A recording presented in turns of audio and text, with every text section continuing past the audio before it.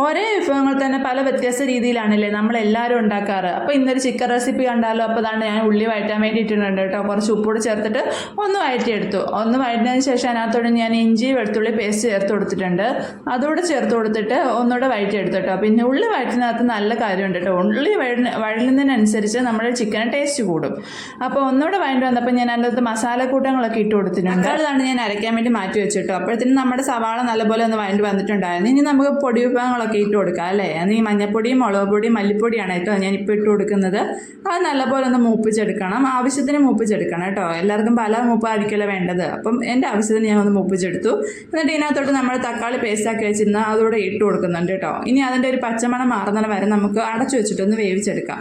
അപ്പോൾ അതിൻ്റെ പച്ചമണമൊക്കെ മാറിയിട്ട് നമുക്ക് ആവശ്യത്തിനുള്ള വെള്ളം കൂടെ ഒഴിച്ചു കൊടുക്കണം കേട്ടോ. ഇനി ചിക്കനിൽ വെള്ളം ഇറങ്ങുന്നത് നോക്കിയിട്ട് വേണം നിങ്ങൾ ഒഴിച്ചു കൊടുക്കാൻ. അപ്പം ഞാൻ ആവശ്യത്തിന് വെള്ളം ഒഴിച്ചു കൊടുത്തിട്ടുണ്ട്. ഇനി ആ വെള്ളം തിളച്ച് കഴിയുമ്പോൾ നമുക്ക് ആ ചിക്കൻ്റെ കഷ്ണങ്ങളെല്ലാം പറക്കിയിട്ട് കൊടുക്കാം കേട്ടോ. വീട്ടിലാണെങ്കിൽ അമ്മയാണെങ്കിൽ കുക്കറിനകത്തൊന്ന് ഒറ്റ ഒരു പീസ് അടിച്ചൊന്ന് ചിക്കൻ വേവിച്ചിട്ടായിട്ട് ഇട്ട് കൊടുക്കാറ്. ഞാൻ അതിനൊന്നും മെനക്കെട്ടില്ല, നേരെ ഞാൻ ഇട്ട് കൊടുത്തിട്ടുണ്ട് കേട്ടോ. ഈ ബ്രോയിലർ ചിക്കൻ ആയതുകൊണ്ട് പെട്ടെന്ന് വെന്ത് കിട്ടുമല്ലോ.